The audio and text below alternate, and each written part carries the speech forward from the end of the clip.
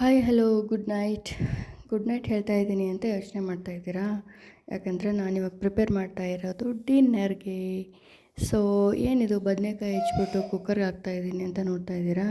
ಇದು ಬದನೇಕಾಯಿ ಬಜ್ಜಿ. ಸೊ ಅದಕ್ಕೆ ಬದನೇಕಾಯಿನ ಈ ಥರ ದೊಡ್ಡ ದೊಡ್ಡದಾಗಿ ಪೀಸ್ ಕಟ್ ಮಾಡಿಕೊಂಡು ಅದ್ರ ಜೊತೆ ನಿಮ್ಗೆ ಎಷ್ಟು ಜಾಸ್ತಿ ಬೇಕಂದರೆ ಜಾಸ್ತಿ ಬದನೇಕಾಯಿ, ಕಡಿಮೆ ಬೇಕಂದರೆ ಕಡಿಮೆ. ಟೊಮೆಟೊನೂ ಅಷ್ಟೇ, ಎರಡು ಸೇಮ್ ಅಂತಲ್ಲ, ಸ್ವಲ್ಪ ಟೊಮೆಟೊ ನಿಮಗೆ ಖಾರ ಎಷ್ಟು ಬೇಕೋ ನೋಡಿಕೊಂಡು ಹಸಿಮೆಣ್ಸಿನ್ಕಾಯಿನ ಹಾಕ್ಬಿಟ್ಟು ಒಂದು ಕುಕ್ಕರಲ್ಲಿ ಒಂದು 2 ವಿಷಲ್ ಸಾಕು ಅನಿಸುತ್ತೆ. ಫುಲ್ಲು ಮೆತ್ತಗೆ ಬೆಂದ್ಬಿಡುತ್ತೆ ಬದನೇಕಾಯಿ ಮತ್ತು ಟೊಮೆಟೊ ಫುಲ್ನ ಹಾಕ್ಬೋದು, ಬಟ್ ಸ್ಮ್ಯಾಶ್ ಮಾಡುವಾಗ ನಮಗೆ ಕಷ್ಟ ಆಗುತ್ತೆ. ಸೊ ಅದಕ್ಕೆ ಸ್ವಲ್ಪ ಉಪ್ಪು ಹಾಕ್ಬಿಟ್ಟು, ಅಂದರೆ ಬೇಗ ಬೇಯುತ್ತೆ, ಬೆಂದ್ಬಿಡುತ್ತೆ, ಅದಕ್ಕೋಸ್ಕರನೇ ಉಪ್ಪು ಹಾಕೋದು. ಸೊ ಅದೆಲ್ಲ ಬೆಂದ ತಕ್ಷಣ ಈ ಥರ ಫಸ್ಟ್ ಸ್ವಲ್ಪ ಆರಕ್ಕೆ ಬಿಡಬೇಕು ಅದನ್ನ ಕುಕ್ಕರಿಂದ ತೆಗೆದ ತಕ್ಷಣ. ಆಮೇಲೆ ಒಂದು ದಬರಿಗೆ ಅಥವಾ ಬೇರೆ ಪಾತ್ರೆಗೆ ಅದನ್ನ ಆ ಪೀಸ್ಗಳನ್ನಷ್ಟೇ ತೆಗೆದ್ಬಿಟ್ಟು ಹಾಕ್ಕೊಂಡು ಈ ಥರ ಕೈಯಲ್ಲೇ ಸ್ಮ್ಯಾಶ್ ಮಾಡಬೇಕು. ನಿಮಗೆ ರುಬ್ಬೋಗುಂಡಿದ್ರೆ ಅದರಲ್ಲೂ ಹಾಕ್ಕೋಬೋದು, ಬಟ್ ಮಿಕ್ಸಿಗೆ ಮಾತ್ರ ಹಾಕಬಾರ್ದು. ಯಾಕಂದರೆ ಮಿಕ್ಸಿಗೆ ಹಾಕ್ಬಿಟ್ರೆ ಫುಲ್ ನಮಗೆ ಕಂಟ್ರೋಲ್ ಇರಲ್ಲ ಅಲ್ವಾ, ಫುಲ್ಲು ಅದು ಇದಾಗ್ಬಿಡುತ್ತೆ, ಸ್ಮ್ಯಾಶ್ ಆಗಿಬಿಡುತ್ತೆ. ಆ ಥರ ಆದರೆ ಬದನೇಕಾಯಿ ಆಗಲಿ, ಟೊಮೆಟೊ ಆಗಲಿ, ಮೆಣಸಿನ್ಕಾಯಿ ಆಗಲಿ ಅದ್ರ ಫ್ಲೇವರು ಅಷ್ಟಾಗಿ ನಮಗೆ ಗೊತ್ತಾಗಲ್ಲ, ನಮಗೆ ಬಾಯಿ ಸಿಗಬೇಕು ಆ ಥರ.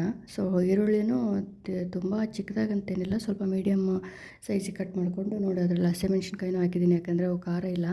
ಸೊ ಅದಕ್ಕೋಸ್ಕರ ನಿಮಗೆ ಬೇಕಾದರೆ ಹಾಕ್ಕೊಳ್ಳಿ ಇದರಲ್ಲಿ, ಇಲ್ಲಾಂದರೆ ಅಲ್ಲಿ ಹಸಿಮೆಣ್ಸಿನ್ಕಾಯಿ ಹಾಕಿರ್ತೀವಲ್ವ ಅದ್ರ ಮೇಲೇ ಬಿಡ್ಬೋದು.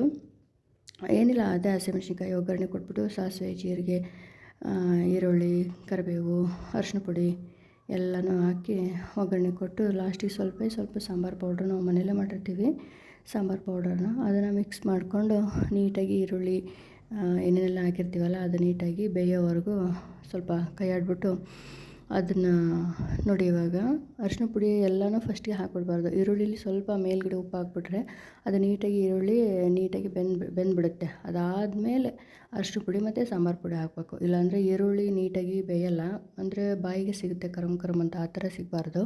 ಸೊ ಅದಕ್ಕೋಸ್ಕರ ಅದಾದಮೇಲೆ ಇವಾಗ ಸ್ಮ್ಯಾಶ್ ಮಾಡ್ಕೊಂಡಿದ್ವಲ್ವ ಟೊಮೆಟೊ, ಈರುಳ್ಳಿ ಮತ್ತು ಬದನೇಕಾಯಿ ಅದನ್ನೆಲ್ಲನೂ ನೀಟಾಗಿ ಅದರಲ್ಲಿ ಹಾಕಿ ಕಲಿಸ್ಬಿಟ್ಟು, ಮತ್ತು ಫಸ್ಟಿಗೆ ಕುಕ್ಕರಲ್ಲಿ ಇಟ್ಟಿದ್ವಿ ತಾನೇ, ಅದು ನೀರಲ್ಲೆಲ್ಲ ಫ್ಲೇವರ್ ಬಿಟ್ಕೊಂಡಿರುತ್ತೆ ಬದನೇಕಾಯಿ, ಟೊಮೆಟೊ, ಮೆಣಸಿನ್ಕಾಯಿ ಅದೆಲ್ಲ, ಉಪ್ಪು ಅದರಲ್ಲಿರುತ್ತಲ್ವ. ಸೊ ಉಪ್ಪನ್ನ ನೋಡ್ಕೊಂಡು ಒಗ್ಗರಣೆಲಿ ಹಾಕ್ಕೋಬೇಕು, ಇಲ್ಲ ಅಂದರೆ ಮತ್ತು ಜಾಸ್ತಿ ಉಪ್ಪು ಹಾಕ್ಬಿಡುತ್ತೆ. ಸೊ ಆ ನೀರನ್ನು ಇದರಲ್ಲಿ ಹಾಕ್ಕೊಂಬಿಟ್ರೆ ನಮಗೆ ಬದನೇಕಾಯಿ ಬಜ್ಜಿ ನಾವು ಇವಾಗ ಮುದ್ದೆಗೆ ಮಾಡ್ತಾ ಇರೋದು. ರೊಟ್ಟಿಗೆ ಬೇಕಾದರೆ ಸ್ವಲ್ಪ ಗಟ್ಟಿ ಮಾಡ್ಕೊಬೋದು, ಇದನ್ನ ಚಪಾತಿಗೂ ತಿನ್ಬೋದು, ರೊಟ್ಟಿಗೆ ತಿನ್ಬೋದು. ನಾವು ಇದು ಮುದ್ದೆಗೆ ಮಾಡ್ತಾಯಿದ್ದೀವಿ. ಇದಕ್ಕೆ ಮತ್ತು ಖಾರ ಉಪ್ಪು ಏನು ಜಾಸ್ತಿ ಆಗಿದೆ ನೋಡಿಕೊಂಡು ಕನ್ಸಿಸ್ಟೆನ್ಸಿ ಜಾಸ್ತಿ ನೀರಾಗಿಬಿಟ್ರೆ ಮುದ್ದೆಗೆ ರುಚಿ ಬರೋಲ್ಲ ಅಂತ ಹೇಳಿ ಸ್ವಲ್ಪ ಸಪ್ಪೆ ಕಡಲೆಪುಡಿ ಅಂತೀವಲ್ವ, ಶೇಂಗಾ ಹುರಿದಿಟ್ಕೊಂಡಿರೋದು, ಪುಟಾಣಿ ಮತ್ತು ಶೇಂಗಾ ಅಥವಾ ಕೊಬ್ಬರಿ ಮೂರನ್ನು ಮಿಕ್ಸ್ ಮಾಡಿ ಪುಡಿ ಮಾಡ್ಕೊಂಡಿರ್ತೀವಲ್ಲ ಅದನ್ನು 2 ಸ್ಪೂನ್ ಹಾಕಿ ಈ ಥರ ಮಿಕ್ಸ್ ಮಾಡ್ಕೊಂಬಿಟ್ರೆ ಮುದ್ದೆಗೆ ಬದನೇಕಾಯಿ ಬಜ್ಜಿ ರೆಡಿ. ಸೊ ಮಾಡ್ತೀರಾ? ಬದನೇಕಾಯಿ ಬಜ್ಜಿನ ಅಥವಾ ಬದನೇಕಾಯಿ ಪಲ್ಯನ ಅಥವಾ ಬದನೇಕಾಯಿ ಚಟ್ನಿನ ರೊಟ್ಟಿಗೆ ಅಥವಾ ಮುದ್ದೆಗೆ, ಚಪಾತಿಗೆ, ಅನ್ನಕ್ಕೆ ಯಾವುದಕ್ಕೆ ಮಾಡ್ತೀರಾ ಅಂತ ಕಮೆಂಟ್ ಬಾಕ್ಸಲ್ಲಿ ತಿಳಿಸಿ. Thank you so much for watching. Bye, good night, see you all.